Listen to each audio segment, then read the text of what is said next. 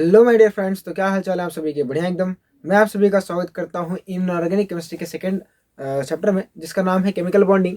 ये चैप्टर जो है ये इंपॉर्टेंट है, भले ही ये इनऑर्गेनिक का है, पर ऑर्गेनिक में भी आप इसका यूज़ करोगे एकदम बाकायदे बढ़िया से करोगे।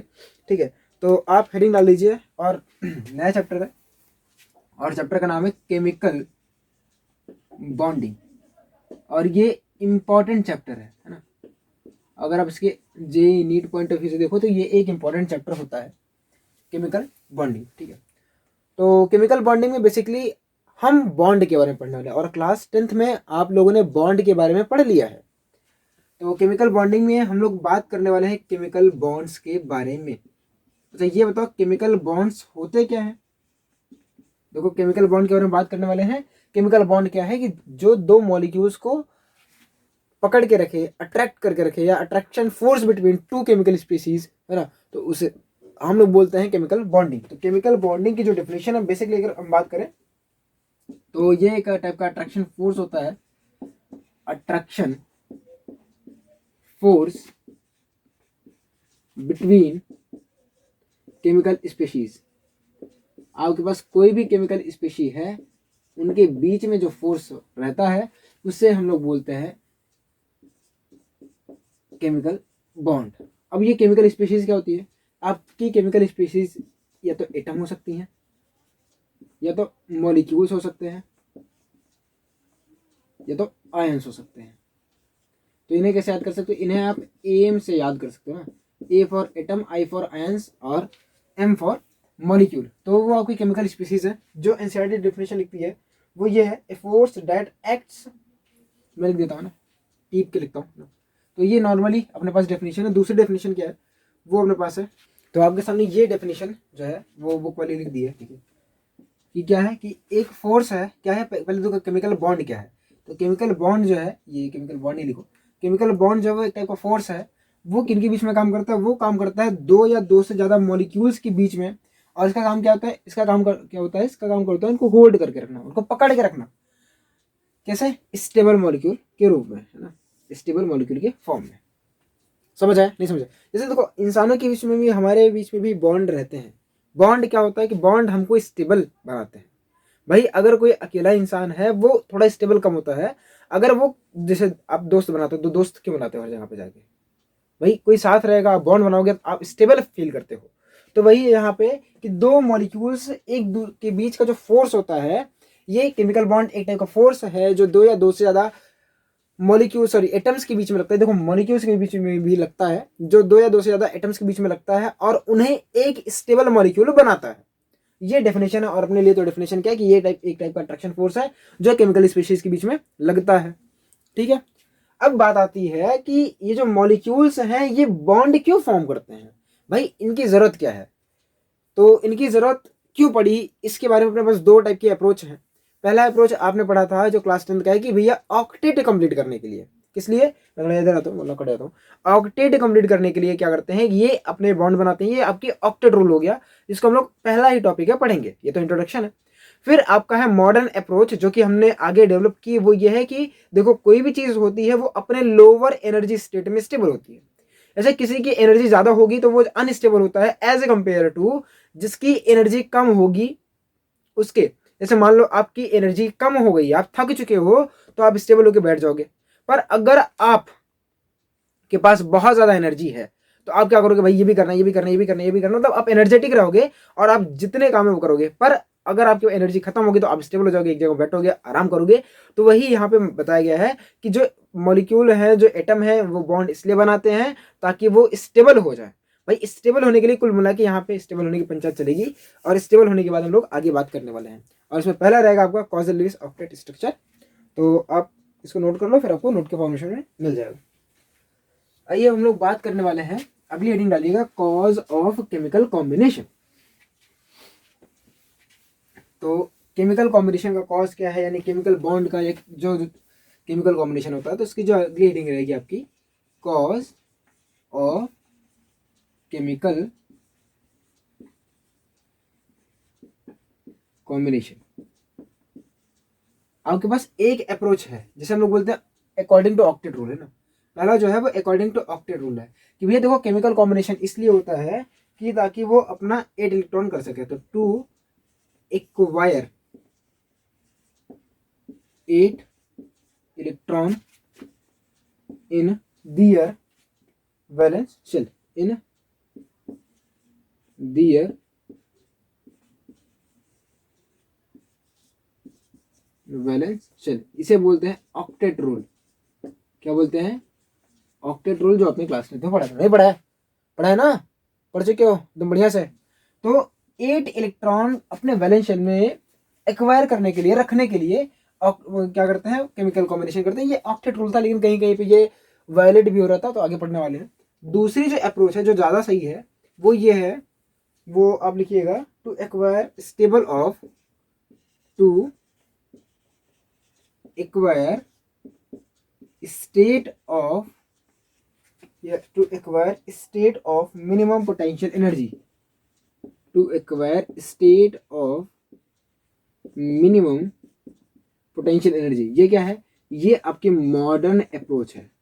एनर्जी के बेसिस पे हमने चीज़ों को डिफाइन करना शुरू किया था, तो ये आपकी मॉडर्न अप्रोच है। तो ये वाला अभी समझते हैं, आपने थोड़ी बहुत क्लास से पढ़ लिया, तो इसको मैं थोड़ा सा एक्सप्लेन करता हूँ कि क्या है।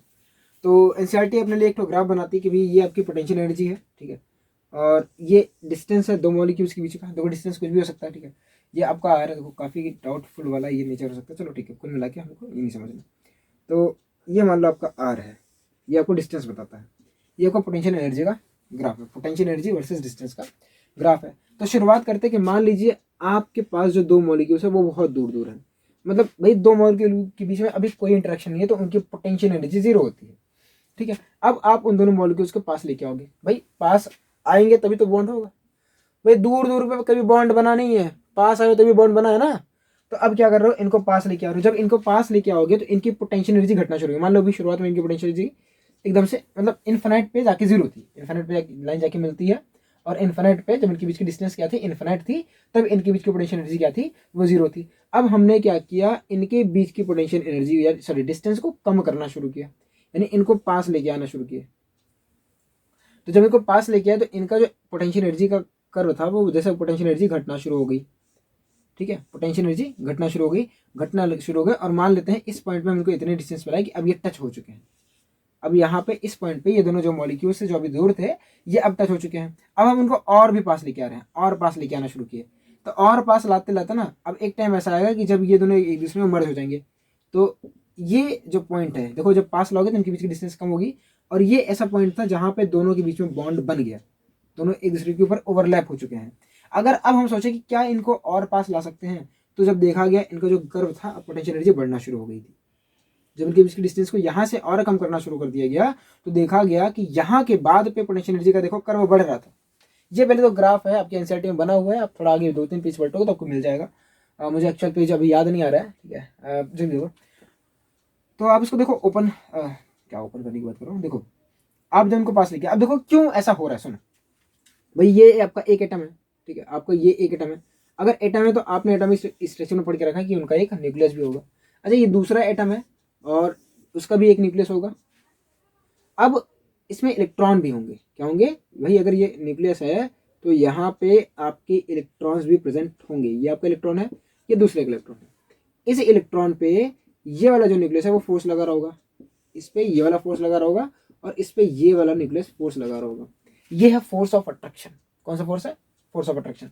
अच्छा दूसरी किसी है कि यहाँ पे जो इलेक्ट्रॉन है, इलेक्ट्रॉन और इलेक्ट्रॉन के बीच में रिपल्सिव फोर्स भी लग रहा होगा, और अब न्यूक्लियस और न्यूक्लियस के बीच में भी रिपल्सिव फोर्स एक्ट कर रहा होगा जब आप इनको पास लेके आ रहे होगे। तो यहाँ पे दो टाइप के फोर्सेस हैं, एक है फोर्स ऑफ अट्रैक्शन, ठीक है, जो किनके बीच में लग रही है, अपोजिट चार्जेस के बीच में लग रही है, जो लग रही है अपोजिट चार्जेस के बीच में, और एक है फोर्स ऑफ रिपल्शन जो लगती है सेम चार्जेस के बीच में। तो ध्यान से सुनो, जब तक हम इनको यहां तक लेके आ रहे थे, यहां तक force of opposite charges, force of attraction जो था वो डोमिनेट कर रहा था, यहां तक फोर्स ऑफ अट्रैक्शन डोमिनेट कर रहा था, इसीलिए ये हम पास ला रहे थे, इनकी पोटेंशियल एनर्जी कम कर हो रही थी। तो दुनिया में अगर कहीं भी अट्रैक्शन फोर्स, देखो आप क्लास 12 की फिजिक्स में पढ़ने वाले हो, ठीक है, बहुत बढ़िया से पढ़ोगे कि जब भी हम पॉजिटिव और नेगेटिव लेके आते हैं तो उनके बीच की एनर्जी कम होती है, ये मुझे बताना पड़ेगा, पहले से पता है कि पॉजिटिव हो निगेटिव है, पास आते हो एनर्जी कम होती है पक्का, ठीक है, ये बताने की जरूरत नहीं है, सबको पता है कि पॉजिटिव और निगेटिव लाते हो भैया स्टेबल हो जाते हो ना। तो पॉजिटिव निगेटिव लेके आए तो स्टेबल हो चुके हो, ठीक है। तो इनके बीच में अट्रैक्शन फोर्स लग रहा था। अगर यहाँ की बात क्या हो रही थी, यहाँ के बाद जब इनको और पास ला रहे थे तो अब भाई न्यूक्लियस न्यूक्लियस से अब टकराएंगे। जैसे अब यहाँ पे इनके बीच में ओवरलैपिंग हो चुकी है, कहाँ पे देखो, यहाँ देखो, यहाँ पे जब यहाँ पे देखो ये पोटेंशियल एनर्जी था और ये डिस्टेंस था, है ना, पोटेंशियल एनर्जी वर्सेस डिस्टेंस था, ये लिख लेना अपनी कॉपी में, ये लिखना भूल गया हूँ, ये पोटेंशियल एनर्जी और ये डिस्टेंस। जब इनको आप पास लेके ओवरलैप करा चुके हो, ये ओवरलैप हो चुका है, ऐसा मान लो ये ओवरलैप हो चुका है, तो अब क्या होगा, इनके और इनके न्यूक्लियस के बीच में रिपल्सिव फोर्स लग रहा होगा, और इसका जो इलेक्ट्रॉन है अब इनके बीच में क्या हो रहा होगा, रिपल्सिव फोर्स लग रहा होगा। अब अट्रैक्टिव फोर्स डोमिनेट नहीं कर रहा होगा, तो यहाँ के बाद जो है वो आपका अट्रैक्टिव फोर्स डोमिनेट नहीं करता, रिपल्सिव फोर्स डोमिनेट करता है, और जब रिपल होंगे तो फिर एनर्जी बढ़ना शुरू हो जाती है, और यहीं से ये इसको बता रहा है। समझ आया, यह कि मॉडर्न अप्रोच है, ये जब पोटेंशियल एनर्जी मिनिमम होगी तो ये बॉन्ड बनाएंगे, और तब तक बनाएंगे जब तक पोटेंशियल एनर्जी मिनिमम ना हो जाए। तो ये जो है ये आपका पॉइंट है, पॉइंट ऑफ बॉन्ड फॉर्मेशन, यानी यहाँ पे आपका जो है इस पॉइंट पे आपका बॉन्ड फॉर्म हो रहा है। क्या दिख रहा है, थोड़ा ग्राफ बेकार बना है कैमरे में यार, आप लोग कॉपी में बढ़िया से बनाइएगा, ठीक है। तो ये जो प्रोसेस है ये बॉन्ड फॉर्मेशन है ना, यहाँ पे आपका जो है बॉन्ड फॉर्म हो चुका है, तो ये जो पॉइंट है ये बॉन्ड फॉर्मेशन पॉइंट है। और जब बॉन्ड फॉर्मेशन है ये एक्सोथर्मिक प्रोसेस होती है, बॉन्ड फॉर्मेशन जो है वो एक्सोथर्मिक प्रोसेस होती है, बॉन्ड कभी फॉर्म होता है तो वहाँ पे एनर्जी रिलीज होती है। अब सोचो कि अगर आपको इनके बीच के बॉन्ड तोड़ना तो वो क्या होगा, वो एंडोथर्मिक होगी। एक्सो मतलब हीट रिलीज होगी, एंडो मतलब हीट एब्जॉर्ब होगी, एंटर करेगी। तो आपको भैया किन्हीं के बीच में ना झगड़ा कराना हो तो आपको मेहनत करनी पड़ती है, पता है ना भाई, दो के बीच का बॉन्ड तोड़ना है, मेहनत करोगे ना तो भाई, और बॉन्ड बन रहा है तो भी आप लोग मेहनत ही करते हो, क्या दिक्कत है, बताने की जरूरत नहीं है। तो आप इसको फटाफट नोट करो, फिर हम लोग बात करने वाले कॉजल लुईस के बारे में, ठीक है, जो आपका एनसीईआरटी का पहला पॉइंट है। इसके बारे में एक चीज बताना भूल गया, नोट हो गया, चलो। यहाँ पे एक चीज और बात कर लेते हैं, देखो केमिकल बॉन्ड पढ़ लिया, केमिकल बॉन्ड क्यों बनता है वो पढ़ लिए, उसके दो अप्रोच हैं, दोनों के बारे में हमने चर्चा कर ली है, ठीक है। देखो ओवरलैपिंग वाला थोड़ा बाद में आएगा, जब आप पढ़ोगे वीबीटी वगैरह तो वहाँ पे आता है, और ऑक्टेट वाला तो अभी आज ही आ जाएगा, और थोड़ा बहुत तो आपको पढ़ा भी दूंगा। तो हम लोग पहले देखो केमिकल बॉन्ड पढ़ रहे थे, तो केमिकल बॉन्ड में जो है हम लोग बात करते हैं केमिकल बॉन्ड के टाइप की। तो केमिकल बॉन्डिंग में हम लोग बेसिकली स्टडी करते हैं केमिकल बॉन्ड्स के बारे में, है ना भाई, ये तो हेडिंग है। तो केमिकल बॉन्ड्स के बारे में स्टडी करते हैं, और केमिकल बॉन्ड्स में हमने बॉन्ड्स को दो कैटेगरी में डिवाइड किया है। पहला जो कैटेगरी है वो है स्ट्रॉन्ग बॉन्ड्स की कैटेगरी। वो कौन सी कैटेगरी है, स्ट्रॉन्ग बॉन्ड्स की कैटेगरी है। और दूसरी जो कैटेगरी है वो आपके वीक बॉन्ड्स की है, ठीक है। वो एनर्जी वाली बात नहीं कर रहे कि भैया 42 जूल वो सब बेकार है, कहीं भी जरूरत नहीं पड़ी है, ठीक है, पढ़ लेना एनसीईआरटी में, उतना अपना हो जाएगा। तो स्ट्रॉन्ग बॉन्ड जो है ना वो अपने पास चार है। पहला आपका आयनिक बॉन्ड है, पहला कौन सा बॉन्ड है, वो आपका आयनिक बॉन्ड है, ठीक है। दूसरा जो बॉन्ड है वो आपको मैंने बताया है ना, दूसरा कौन सा बॉन्ड है, वो आपका कोवैलेंट बॉन्ड है, कोवैलेंट बॉन्ड, ये भी आपका स्ट्रॉन्ग बॉन्ड होता है। तीसरा जो है वो आपका कोऑर्डिनेट बॉन्ड है, कोऑर्डिनेट बॉन्ड है। और चौथा जो बच रहा है वो आपका है मेटेलिक बॉन्ड। कौन सा बॉन्ड है, मेटेलिक बॉन्ड, ठीक है। आयनिक बॉन्ड क्या होता है, आयनिक बॉन्ड कब बनता है आपने पढ़ा है, बताओ भैया। आयनिक बॉन्ड कब बनाते थे, तो आयनिक बॉन्ड बनाते हो जहां पे ट्रांसफर ऑफ इलेक्ट्रॉन हो, क्या हो, ट्रांसफर ऑफ इलेक्ट्रॉन से आयनिक बॉन्ड बनता है, अगेन पढ़ेंगे, ये अपना एक टॉपिक है। कोवेलेंट बॉन्ड क्या होता है, तो कोवेलेंट बॉन्ड होता है इक्वल ट्रांसफर ऑफ या equal sharing, sharing of electron होता है, इक्वल शेयरिंग ऑफ इलेक्ट्रॉन से बनता है, ठीक है। जो आपका कोऑर्डिनेट बॉन्ड है ये बनता है अनइक्वल शेयरिंग ऑफ इलेक्ट्रॉन से। बाकी भैया मेटालिक बॉन्ड अपने सिलेबस में नहीं है, ठीक है, तो सॉलिड स्टेट में जाके पढ़ लेना, थोड़ा बहुत ही ज़्यादा नहीं है। और वीक बॉन्ड्स की कैटेगरी में अगर डिफाइन करें तो वीक बॉन्ड अपने पास दो हैं। पहला है अपने पास हाइड्रोजन बॉन्ड, ठीक है, और मैं अभी हट जाऊंगा, दिख जाएगा, ठीक है, 2 मिनट रुको। और अगला है अपने पास वॉन्डर वॉल फोर्स है ना, वॉन डर वॉल फोर्स, ये भी एक बॉन्ड ही है, ठीक है। वॉन डर वॉल फोर्स ऑफ अट्रैक्शन करके लिखते हैं। तो ये आपके पास क्या है, वीक बॉन्ड वाले हैं, तो इनके बारे में भी पढ़ेंगे, सबके बारे में पढ़ने वाले, इसको छोड़ के हम लोग पढ़ने वाले। तो ये आपके बॉन्ड की कैटेगरीज हैं। और सबसे पहले अपना बॉन्ड होगा कोवैलेंट बॉन्ड, फिर हम पढ़ेंगे कोऑर्डिनेट बॉन्ड, फिर पढ़ेंगे आयनिक बॉन्ड, और वो सब तो भैया बाद में आने वाले हैं।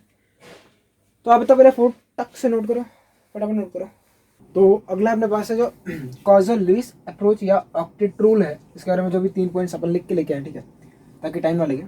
तो पहला जो है, अब साइंटिस्ट बैठे थे, थ्योरीज बन रही थी कि ये देखो एटम कंबाइन क्यों करते हैं। तो सबसे पहले थ्योरी इन्होंने दी थी, कॉजल और लुईस ने। इन्होंने देखा कि देखो ऐसा है कि उस टाइम इन्होंने देखा कि नोबेल गैसेस जो है वो कंपाउंड नहीं बना रहे हैं। तो उन्होंने सोचा कि भैया नोबेल गैसेस कंपाउंड क्यों नहीं बना रहे हैं। तो उन्होंने देखा कि नोबेल गैसेस जो है उनका जो शेल है, वैलेंस इलेक्ट्रॉन है, उनका ऑक्टेट कंप्लीट है, यानी हीलियम को छोड़ दिया जाए तो उनके लास्ट शेल में हीलियम या जो भी है, हीलियम को छोड़ के बाकी सब में 8 इलेक्ट्रॉन प्रेजेंट थे, यानी सबका जो ऑक्टेट कंप्लीट था। तो उन्होंने बोला ऐसा है कि नोबेल गैसेस बॉन्ड इसलिए नहीं बना रही हैं क्योंकि उनका ऑक्टेट कंप्लीट है। इस वजह से उन्होंने 2-4 को और देखा, ऑब्जर्व किया, फिर उन्होंने बोला कि भैया देखो NaCl जो है वो बॉन्ड बना रहा है अपना ऑक्टेट कंप्लीट करने के लिए, HCl बॉन्ड बना रहा है अपना ऑक्टेट कंप्लीट करने के लिए। तो मतलब यहाँ पे जो भी झगड़ा हो रहा है, ये जो भी बॉन्ड बन रहा है, वो सिर्फ ऑक्टेट कंप्लीट करने के लिए बन रहा है। तो उन्होंने यही बोला कि जो ये थ्योरी है वो किसके ऊपर बेस्ड है, based on inertness of noble gases. किसके ऊपर बेस्ड है, based on inertness of noble gases के ऊपर। अच्छा ठीक है। फिर उन्होंने दूसरी बात ये बोली कि जो एटम्स है वो कैसे कैसे कंबाइन कर सकते हैं। तो एटम जो है वो कंबाइन 2 तरीके से कर सकते हैं। पहला, ये तो अपना वैलेंस इलेक्ट्रॉन पूरी तरीके से ट्रांसफर कर दें एक एटम से दूसरे एटम पर, और दूसरा तरीका क्या है कि या तो शेयर कर दें, यानी वो वैलेंस इलेक्ट्रॉन ही क्या करेंगे, या तो शेयर करेंगे या तो ट्रांसफर करेंगे। और क्या करेंगे, क्यों करेंगे, क्योंकि उन्हें अपना ऑक्टेट कंप्लीट करना है, in order to have an octet. Octet के चक्कर में या तो वो अपने वैलेंस इलेक्ट्रॉन को ट्रांसफर करेंगे, क्योंकि ट्रांसफर करोगे तो आपने क्लास में किया ना, ट्रांसफर करते थे तो क्या बनाते थे, आयनिक बॉन्ड बनाते थे। फिर शेयरिंग करते थे, आपने कार्बन एंड इट्स कंपाउंड में पढ़ा है। तो शेयरिंग ऑफ वैलेंस इलेक्ट्रॉन से क्या बनता था, कोवैलेंट बॉन्ड बनता था। और क्यों करते थे, ताकि ऑक्टेट कंप्लीट हो जाए। तीसरी लाइन ये बोली गई कि भैया हाइड्रोजन और हीलियम जो है वो डुप्लेट बनाते हैं, ऑक्टेट नहीं बनाते हैं, क्योंकि जगह ही नहीं है इलेक्ट्रॉन रखने के पास। तो ये जो 2 हैं ये अपना डुप्लेट कंप्लीट करते हैं और ये अपना ऑक्टेट नहीं बनाते हैं। क्लियर है बात, क्लियर है, ठीक है। नोट हो गया, वीडियो को पॉज करो, नोट करो इसको, हो गया। चलो अब अगली जो हेडिंग है वो अपने पास है लुईस सिंबल की। किसकी है, लुईस सिंबल। देखो बहुत ही आसान लेक्चर होने वाला है, ठीक है। कुछ चीज़ें आप पढ़े होगे, कुछ चीज़ें आगे नहीं भी पढ़े होगे, मतलब आप कुछ नई भी चीज़ें सीखोगे। ऐसा नहीं है कि सारी चीज़ें पुरानी ही रहेंगी, ठीक है। शुरुआत होता है हमेशा इंट्रोडक्टरी होता है, बोरिंग होता है, लेकिन क्या कर सकते हैं, पढ़ाना है। तो अब हम लोग बात करने वाले लुईस सिंबल्स की। तो लुईस सिंबल्स क्या होते हैं, उन्होंने बोला देखो ऐसा है कि आप एलिमेंट का सिंबल लिखना जानते हो, ठीक है, लिख दो एक बार। आप जानते हो ना, लिथियम, फिर beryllium, boron, carbon, nitrogen, oxygen और फ्लोरीन। उन्होंने बोला कि ये आप सिंबल जानते हो, अब मेरा सिंबल बनाओ, ठीक है। ये सिंबल जानते हो पर मेरा सिंबल आप जानो। क्या है कि लिथियम का वैलेंस शेल में इलेक्ट्रॉन बताओ, तो लिथियम के वैलेंस शेल में 1 इलेक्ट्रॉन, तो उन्होंने बोला कि 1 डॉट से इसको लिखो। बेरिलियम के पास 2 इलेक्ट्रॉन तो 2 डॉट बनाओ। बोरॉन के पास 3 तो 3 बनाओ। कार्बन के पास 4 तो 1 2 3 और 4। नाइट्रोजन के पास 5 तो 1 2 3 4 और 5। ऑक्सीजन के पास 6 तो 1 2 3 4 5 6। फ्लोरीन के पास 7 तो 1 2 3 4 5 6 7, ठीक है। तो ये कैसे लिखा भैया, देखो या तो आपको पीरियोडिक टेबल की जानकारी हो तभी लिखा है, क्योंकि आपने पढ़ा है ये सब चीज़ें, ठीक है। नहीं पढ़ा तो जाके वीडियो देखो ना, क्या कर रहे हो आप, पहले पीरियोडिक टेबल पढ़ लो तो ही समझ में आएगा। अगर समझ में आ रहा है तो बढ़िया है। तो लिथियम के पास वैलेंस शेल में 1 इलेक्ट्रॉन, तो उन्होंने बोला कि 1 इलेक्ट्रॉन दिखा दो ऐसे डॉट करके। तो इसीलिए इसको बोलते हैं Lewis dot structure, Lewis dot structure. तो लिथियम के पास 1 है, बेरिलियम के पास 2 है, बोरॉन 3 4 5 6 और 7। उन्होंने बोला कि ऐसे आप दिखा दो। और फिर हम बात करते हैं आगे कि क्या होता है। तो ठीक है भैया, हमने लुईस सिंबल बनाना सीख लिया। तो अब बोला कि देखो ऐसा है कि अब हम बात करने वाले फॉर्मेशन की, कि क्यों फॉर्म करते हैं। देखो आपकी एनसीईआरटी ये बोलती है कि अब फॉर्मेशन बताओ। तो सबसे पहले हम बात करते हैं फॉर्मेशन ऑफ, पहले में NaCl की, या आप नॉर्मली NaCl के ऊपर क्या बोलते हैं ना। सबसे पहले हम बात करते हैं H2 की बात कर लेते हैं, ठीक है, हाइड्रोजन की बात करते हैं। तो जो पहला है, शुरुआत करते हैं H2 का फॉर्मेशन कैसे होता है। तो H2 का फॉर्मेशन देखो, सबसे पहले हाइड्रोजन क्या कंप्लीट करने की कोशिश करेगा, अपने डुप्लेट मतलब 2 इलेक्ट्रॉन। तो हाइड्रोजन के पास क्या होने चाहिए, हाइड्रोजन के पास होने चाहिए 2 इलेक्ट्रॉन। ठीक है, इसलिए तो H2 बना है। अभी H2 क्यों बना है ये एक्सप्लेन हम करने चल रहे हैं। हाइड्रोजन है H है, इसका लुईस सिंबल लिखो, ये एक है। ये दूसरा हाइड्रोजन है, इसके पास भी एक है। देखो हाइड्रोजन के पास शुरुआत में एक था, वो चाहता क्या है, वो चाहता है कि कहीं से जुगाड़ होकर मेरा डुप्लेट कंप्लीट हो जाए। तो ठीक है, एक ऐसा टायर घूम रहा था, तो दूसरी हाइड्रोजन इसको दिखी, तो ये भी परेशान थे, ये भी परेशान थे कि देखो भैया मेरे पास एक इलेक्ट्रॉन है। तो बोला कि ऐसा करो कि हम बॉन्ड बना लेते हैं। अब बॉन्ड कैसे बनेगा, या तो ट्रांसफर ही हो जाए, है ना, वैलेंस इलेक्ट्रॉन का या तो ट्रांसफर ही हो या तो शेयरिंग हो। तो यहाँ पे क्या होगा, शेयरिंग होगा, क्योंकि ट्रांसफर कर देगा तो बच्चे का क्या, प्रोटॉन हो जाएगा ना इलेक्ट्रॉन, तो यहाँ पे ट्रांसफर करेगा। और ट्रांसफर करने का मतलब कि इनके बीच में एक बॉन्ड बन गया। समझे, ट्रांसफर मतलब ऐसे होता है कि ये रहा और ये रहा, ट्रांसफर ऐसे हो गया। देखो इसका डुप्लेट कंप्लीट हो गया कि नहीं हो गया, इसका डुप्लेट कंप्लीट हो गया ना। अच्छा दूसरा समझो, नहीं समझ आया तो दूसरा समझो। दूसरा मेरे पास मान लो Cl2 है, तो Cl2 क्यों बना, क्योंकि देखो क्लोरीन Cl2 के फॉर्म में एग्जिस्ट करता है, हमने पढ़ लिया है क्यों करता है। दोस्तों क्लोरीन के वैलेंस शेल में कितने इलेक्ट्रॉन, 7, तो लिखो पहले 1 2 3 4 5 6 और 7। चाहता कितना है, 8। तो दूसरी क्लोरीन के साथ बॉन्ड बनाएगा 1 2 3 4 5 6 और 7। अब क्या करेंगे, शेयर करेंगे। देखो ये वाला इलेक्ट्रॉन इसके साथ पूरे के साथ शेयरिंग कर लेता है, और ये अपना एक इलेक्ट्रॉन इसके साथ शेयरिंग में डाल देता है, और दोनों मिलकर क्या बनाते हैं, बॉन्ड बनाते हैं। कितने इलेक्ट्रॉन शेयर्ड हुए, देखो यहाँ पे देखो दोनों केस में शेयर्ड इलेक्ट्रॉन कितने हुए, शेयर्ड इलेक्ट्रॉन कितने हुए, 2। तो नंबर ऑफ बॉन्ड्स कितने होंगे, नंबर ऑफ बॉन्ड्स कितने हुए, वो हो गए 1। ठीक है, यहाँ पे जुगाड़ है भैया, ठीक है, ये नॉर्मल चीज है ना, ये 2 इलेक्ट्रॉन शेयर करो तभी तो एक बॉन्ड बनता है। ऐसा थोड़ी ना होता है कि मतलब बॉन्ड कहीं से बन जाए, हर जगह से होता है ना बराबरी का। तो नंबर ऑफ बॉन्ड्स, अच्छा बॉन्ड ऑर्डर क्या होता है कि देखो जितने बॉन्ड बनते हैं उसी को बोलते हैं बॉन्ड ऑर्डर। तो बॉन्ड ऑर्डर कितना हो गया, बॉन्ड ऑर्डर भी 1 का हो गया। ठीक है, समझ आया, समझ आया कि नहीं आया। चलो तीसरा हम बात करते हैं कि NaCl कैसे फॉर्म होता है। तो फॉर्मेशन ऑफ NaCl, देखो ये HCl लिख ले, चलो NaCl लिख लो आराम से। NaCl में आप पहले देखो Na का लुईस सिंबल बनाओ, सोडियम का लुईस सिंबल। तो आप बताओ सोडियम कौन सी फैमिली का, ये लिथियम फैमिली का। तो इसके वैलेंस शेल में कितने इलेक्ट्रॉन होंगे, 1 इलेक्ट्रॉन होंगे। तो सोडियम आपका वैलेंस शेल में 1 इलेक्ट्रॉन रखता है, तो Na जो है वो 1 इलेक्ट्रॉन रख रहा था। अब इसने क्या किया, अपना 1 इलेक्ट्रॉन लूज कर दिया, क्योंकि ये इलेक्ट्रो पॉजिटिव है और ये अपना इलेक्ट्रॉन लूज कर सकता है, तो लूज कर दिया इसने, और ये बना लिया Na प्लस, है ना, अपना 1 इलेक्ट्रॉन लूज कर दिया। अच्छा क्लोरीन यही इलेक्ट्रॉन ले लेगी, क्योंकि क्लोरीन के पास कितने हैं, 1 2 3 4 5 6 और 7। तो क्लोरीन वही इलेक्ट्रॉन गेन करेगी और Cl माइनस बनाएगी, और Na प्लस और Cl माइनस, देखो ये पॉजिटिव या नेगेटिव आपस में अट्रैक्ट कर जाएंगे, या मतलब क्यों होते हैं। देखो यहाँ पे आपकी थोड़ी बहुत फेल हो जाती है। देखो उनसे पूछा गया तो उन्होंने कैसे जवाब दिया, देखो उन्होंने बोला कि देखो साइंटिस्ट ने पूछा कि आपका सोडियम जो है वो 2,8,1 बनाता है, ठीक है। उन्होंने बोला कि आपने 1 इलेक्ट्रॉन निकाल दिया तो आपका बन गया 2,8, बोला ठीक है। तो अब आपका ये ऑक्टेट कंप्लीट कर लिया है, बोला हाँ ठीक है। तो बोला कि ये स्टेबल होना चाहिए था, बोले हाँ होना चाहिए था, लेकिन बोला कि ये बॉन्ड क्यों बनाता है। सुनो सवाल है कि नहीं है, देखो Na था, Na का जो 2,8,1 हो गया Na प्लस का, आपने इससे 1 इलेक्ट्रॉन निकाल दिया, भाई पीरियोडिक टेबल पढ़ चुके हो ना, तो एक इलेक्ट्रॉन निकाल दिया है, तो अब इसका जो कन्फिग्रेशन है वो 2,8 है। अब जब इसका कन्फिग्रेशन 2,8 है, इसका मतलब क्या है कि ये अपना ऑक्टेट कंप्लीट कर चुका है, इसका ऑक्टेट बन चुका है। तो ये बॉन्ड क्यों बना रहा है, NaCl क्यों बना रहा है, तो अभी इसका एक्सप्लेनेशन दे रहा हूँ सुनो, लेकिन क्यों बना रहा है ये जानो। अच्छा Cl है, तो Cl का क्या होता है 2,8,7, और Cl को इसने इलेक्ट्रॉन दे दिया, हो गया 2,8,8। अब इसका भी ऑक्टेट कंप्लीट है, क्या है, ऑक्टेट कंप्लीट है, यानी इसका भी ऑक्टेट बन चुका है। तो अब ये दोनों बॉन्ड क्यों बनाएंगे, क्योंकि अब तो ये इनर्ट गैस बन चुके हैं और यही तो बनाना चाहते थे।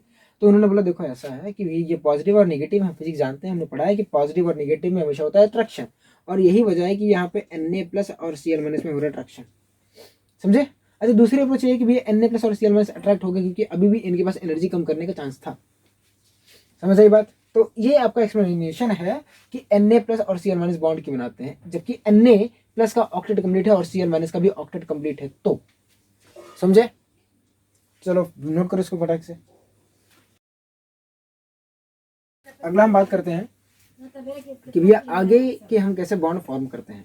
जैसे अगर हम फॉर्म करें formation of O2, formation of N2, या फॉर्मेशन ऑफ N2, या कुछ और की स्ट्रक्चर हमको ड्रॉ करने हैं, यानी हम बात करने वाले हैं कि how to write Lewis dot structure, है ना। तो लुईस डॉट स्ट्रक्चर ड्रॉ करने के लिए अपने पास जुगाड़ है, ठीक है। तो आप लिख देना कि लुईस डॉट स्ट्रक्चर बनाना है, तो कैसे बनाना है। तो एक 10th वाली अप्रोच थी, अब यहाँ से आपको नहीं मिलने वाली है। तो अपने पास जुगाड़ है इसको करने का, कैसे करोगे? तो जुगाड़ ये कहता है कि देखो हमको देखो लुईस डॉट स्ट्रक्चर में बॉन्ड देखने हैं, क्योंकि बॉन्ड देखने के बाद अपन क्या कर लेंगे, अपन बना लेंगे आराम से उसका सिंबल। कैसे? देखो सबसे पहले हमको देखना है कि नंबर ऑफ बॉन्ड्स कितने बनते हैं। तो नंबर ऑफ बॉन्ड्स जो होते हैं ना वो बराबर होते हैं रिक्वायर्ड इलेक्ट्रॉन, ठीक है, रिक्वायर्ड इलेक्ट्रॉन माइनस में अवेलेबल इलेक्ट्रॉन बाई 2। ये नंबर ऑफ क्या है, बॉन्ड्स है। एग्जाम्पल के रूप में आप शुरू करते हैं ऑक्सीजन से। ऑक्सीजन O2 का फॉर्मेशन कैसे होता है? अच्छा ये बताओ O2 में अवेलेबल इलेक्ट्रॉन्स कितने हैं? अवेलेबल मतलब बॉन्ड कितने बनाएंगे, मतलब बॉन्ड के लिए कितने अवेलेबल हैं। तो भैया वैलेंस ही तो अवेलेबल है। तो वैलेंस के लिए देखो एक ऑक्सीजन के पास कितने होते हैं 6, तो दोनों के पास कितने होंगे 12। तो एक के पास 6 दूसरे के पास 6, तो टोटल अवेलेबल इलेक्ट्रॉन है अपने पास 12। अच्छा रिक्वायर्ड कितने चाहिए, कितने हमको, हम चाहते हैं कि इनके बीच में 8 आ जाए, पहले के पास भी और दूसरी के पास भी 8 आ जाए, यानी 16 हो गए। अब रिक्वायर्ड और इनका डिफरेंस कितना है, तो इनका डिफरेंस है 4 का, है ना, 4 का डिफरेंस है। ये क्या है, दोनों का डिफरेंस है। और 4 का आधा करो, कितना आया 2 आया। यानी कितने बॉन्ड बनेंगे, 2 बॉन्ड्स बनेंगे। यानी ऑक्सीजन और ऑक्सीजन के बीच में कितने बॉन्ड बनेंगे, 2। ये आप क्लास में सीख भी चुके हो। तो लिखो ना इसको, ये ऑक्सीजन रहा, ये डबल बॉन्ड रहा और ये ऑक्सीजन रहा। अब एक बॉन्ड मतलब 2 इलेक्ट्रॉन, एक बॉन्ड मतलब 2 इलेक्ट्रॉन, यानी 2 बॉन्ड मतलब 4 इलेक्ट्रॉन। और ऑक्सीजन देखो ये दोनों, ये देखो अब हमको इसके वैलेंस इलेक्ट्रॉन लिखने हैं। तो देखो इस ऑक्सीजन के पास कितने इलेक्ट्रॉन होने चाहिए थे, 8 होने चाहिए ना, क्योंकि हम बॉन्ड बनाने के बाद चाहते क्या है कि इसके पास 8 हो जाए। तो देखो 4 हैं, 1 2 3 4 5 6 7 8, बस ये हो गया। हम क्या चाहते हैं, इसके पास भी 8 है, तो 1 2 3 4 5 6 7 8। समझ आया कि नहीं आया? हमने क्या किया, अवेलेबल इलेक्ट्रॉन काउंट किया। अवेलेबल इलेक्ट्रॉन मतलब बॉन्ड फॉर्मेशन के लिए कितने इलेक्ट्रॉन अवेलेबल हैं, और कौन अवेलेबल होता है, वैलेंस इलेक्ट्रॉन ही अवेलेबल होते हैं। तो 6 + 6 आपका 12 हो गया। रिक्वायर्ड इलेक्ट्रॉन क्या हो गया, 8 + 8 16 हो गए। और हमने बोला कि देखो हमको बॉन्ड चाहिए, तो बॉन्ड बॉन्ड क्या होते हैं, एक में 2 होते हैं, तो 4 में कितने होंगे 2, सॉरी 2 में एक बॉन्ड बनता है, तो 4 में कितने बनेंगे 2 बॉन्ड बनेंगे। चलो अगला देखते हैं। अगला जो एग्जाम्पल है वो क्या है, वो अपने पास है N2 का। किसका है, N2 का। तो N2 के पास अवेलेबल इलेक्ट्रॉन्स कितने हैं? तो देखो एक नाइट्रोजन के पास कितना अवेलेबल रहता है, एक नाइट्रोजन के पास कितना अवेलेबल रहेगा, बोलो 5। तो दूसरे के पास भी 5 ही रहेगा। तो और रिक्वायर्ड कितने हैं हमको, कि भैया सब के सब क्या कर लें, 8 कंप्लीट कर लें। तो पहले के पास भी 8, दूसरे के पास भी 8, तो ये क्या हो गया, ये 10 हो गया है। और ये आपका 16 हो गया है। डिफरेंस कितने का आ रहा है, डिफरेंस है 6 का। तो 6/2 करो तो 6 का डिफरेंस आ रहा है, 6 को आधा करो आएगा 3, और ये 3 आपको बॉन्ड्स देंगे। क्या देंगे, बॉन्ड्स। यानी ये जो है नाइट्रोजन और नाइट्रोजन में N2 में N और N के बीच में 3 बॉन्ड्स हैं। N और N के बीच का 3 बॉन्ड्स बना दो। चलिए यहाँ लिखते हैं। तो N और N के बीच में ऐसे आप 3 बॉन्ड बना दो। अब आपको लुईस सिंबल लिखना है, तो ये इसका लिख रहे हैं एंड का। तो क्या हो जाएगा, देखो 6 इलेक्ट्रॉन तो हो चुके हैं, 1 2 3 4 5 6, और कितना चाहिए था 2, तो 8 हो गए। इसके पास भी ऐसे 2 अवेलेबल हो जाएंगे। अच्छा दूसरा तरीका क्या है, हमको पता है कि नाइट्रोजन के वैलेंस शेल में 5 इलेक्ट्रॉन होने चाहिए, 3 तो उसने बॉन्डिंग में दे दिए, तो बचा कितना 2। तो इन्हें बोलते हैं नॉन बॉन्डिंग इलेक्ट्रॉन्स, या लोन पेयर भी आगे हम बोलेंगे इनको। तो ये आपके नॉन बॉन्डिंग इलेक्ट्रॉन्स हैं। समझ आएगी नहीं आएगा? हमें क्या करना है, अगर हमें लुईस डॉट स्ट्रक्चर बनाना है तो हमको सबसे पहले चेक करना है कि उन स्ट्रक्चर में बॉन्ड कितने बन रहे हैं। तो नंबर ऑफ बॉन्ड्स का अपने पास जुगाड़ है कि भैया required electron minus available electron by 2। Required electron minus available electron upon 2 करोगे तो आपको नंबर ऑफ बॉन्ड्स मिलेगा। और अवेलेबल इलेक्ट्रॉन कौन से होते हैं, जो आपके वैलेंस इलेक्ट्रॉन होते हैं, क्योंकि वैलेंस इलेक्ट्रॉन ही बॉन्ड फॉर्मेशन में या पार्टिसिपेट करते हैं या बॉन्ड फॉर्मेशन के लिए अवेलेबल होते हैं। और हमें चाहिए कितना भैया, ऑक्टेट वाला पटो, तो 8 ही इलेक्ट्रॉन तो चाहिए होंगे। सोचो सोचो, तो इसको नोट करो फटाक से, नोट हुआ।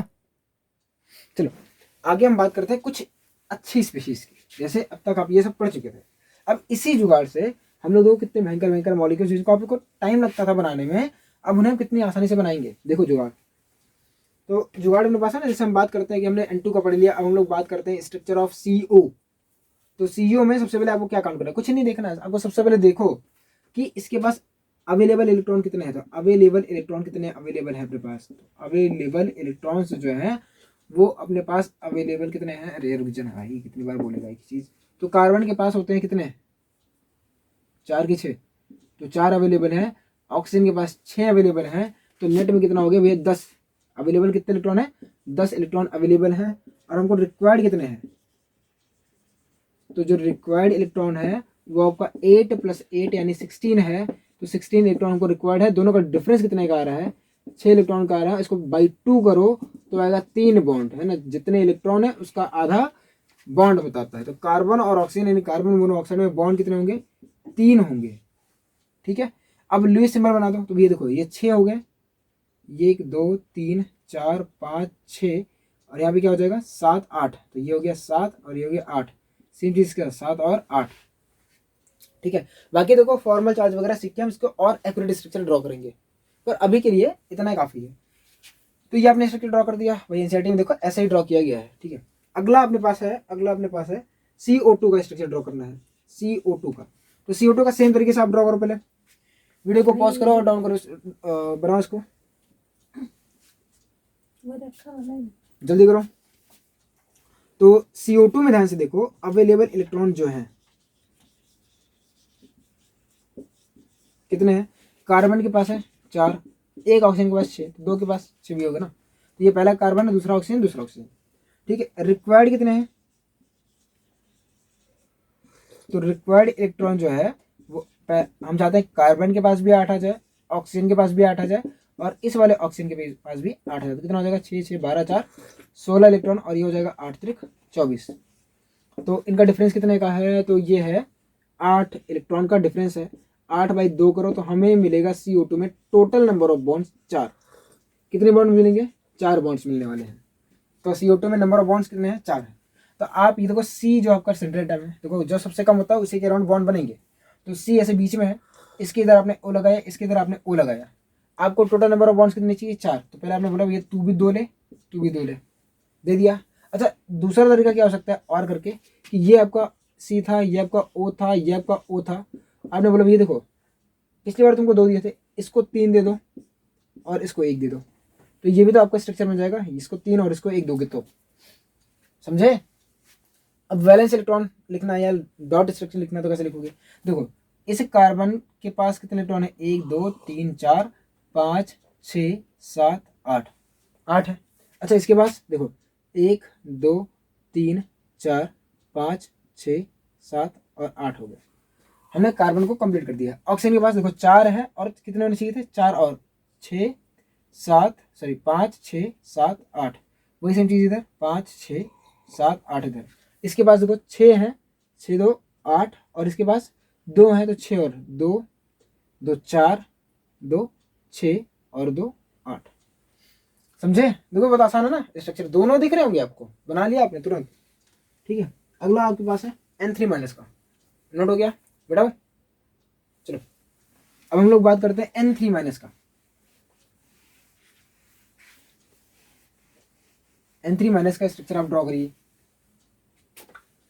Structures of N3-। तो N3- का स्ट्रक्चर अगर आपको ड्रॉ करना है तो कैसे करोगे, एक होता है, सॉरी ये आपका N3- होता है, और गलती हो गई, एक होता है N3- और एक होता है N3-, दोनों में डिफरेंस है ना। ये N3- और ये N3- है, तो फिर बाद में बात करते हैं इनके बारे में। और अब इसमें आपको चेक करना है इसका स्ट्रक्चर कैसे होगा। तो आप देखो इसके पास अवेलेबल इलेक्ट्रॉन कितने हैं, अवेलेबल इलेक्ट्रॉन, तो अवेलेबल भैया एक नाइट्रोजन के पास कितने होंगे, ये 5 होते हैं, तो 5 + 5 + 5 3 बार है, और एक इलेक्ट्रॉन आपके पास पहले से अवेलेबल है। तो टोटल कितने हो जाएंगे, देखो अगर यहीं में पॉजिटिव चार्ज होता तो हम लोग माइनस करते हैं। ठीक है, क्योंकि एक इलेक्ट्रॉन जा चुका है, माइनस मतलब एक इलेक्ट्रॉन फिर से वापस आया है कहीं ना कहीं से। ठीक है, अच्छा रिक्वायर्ड इलेक्ट्रॉन कितने होंगे, रिक्वायर्ड इलेक्ट्रॉन, तो ये देखो हम चाहते हैं सबके पास 8 हो, तो 8 + 8 + 8, तो कितना आया 24 आया। फिर से डिफरेंस लोगे तो 8 का आएगा। नंबर ऑफ बॉन्ड्स बाई 2 करोगे तो 4 बॉन्ड्स, यानी N3- में टोटल नंबर ऑफ बॉन्ड्स कितने हैं, 4 हैं। वही सिस्टम फिर से ये 3 और 1 पकड़ेगा। या दूसरा तरीका क्या है, दूसरा तरीका ये है कि ये N है, ये 2 है और ये 2 है। समझे, अब हमको क्या लिखना है, इनके डॉट सिंबल्स लिखने हैं। तो ये 3 1 4 है, 4 दूनी 8, ठीक है। ये 3 है, 3 दूनी 6, 2 8। ये है 2, क्योंकि 1 है तो 2 बनाएगा, 2 2 4 2 6 और 2 8। इसमें देखो 8 इसके पास कंप्लीट है, इसके पास 4 है तो 4 2 6 2 8, 4 2 6 2 8। मैं क्या कर रहा था, मैं ये कर रहा था, देखो ये एक बॉन्ड मतलब 2 इलेक्ट्रॉन्स, तो 3 बॉन्ड मतलब 6 इलेक्ट्रॉन। और हम चाहते कि देखो ये जो बॉन्ड है ये इसके इनके दोनों के बीच में बना है, यानी इसके पास 6 इलेक्ट्रॉन है, इसके पास भी 6 इलेक्ट्रॉन है। तो इसको और कितने इलेक्ट्रॉन चाहिए, इसको और चाहिए 2 इलेक्ट्रॉन, तो 2 दे दिए। इसको कितने इलेक्ट्रॉन चाहिए थे, इसको 8 चाहिए थे। देखो 3 और 1 4, 4 बॉन्ड मतलब 8 इलेक्ट्रॉन तो बन चुका है ना, 8 ही तो चाहिए थे। इसके पास 2 अवेलेबल हैं, पर कितने और चाहिए, 6 चाहिए। तो 2 3 4 5 6 7 8। और का स्ट्रक्चर ये रहा, वही सेम पैटर्न फॉलो किया भैया कि 2 इसको पकड़ा दिए हैं। 4 थे, 4 2 6 2 8, फिर 4 फिर 2 फिर 2, तो 8 हो चुके हैं। तो यहाँ पे हमने लुईस जो स्ट्रक्चर है वो बनाना सीख लिया है। फिर हम कल शुरू करने वाले जो नेक्स्ट लेक्चर है वो शुरू करने वाले हैं लिमिटेशन ऑफ ऑक्टेट रूल्स है। तो आज के लिए इतना रखते हैं, छोटा सा लेक्चर है, ठीक है। पढ़ते रहिए, all the very best, bye.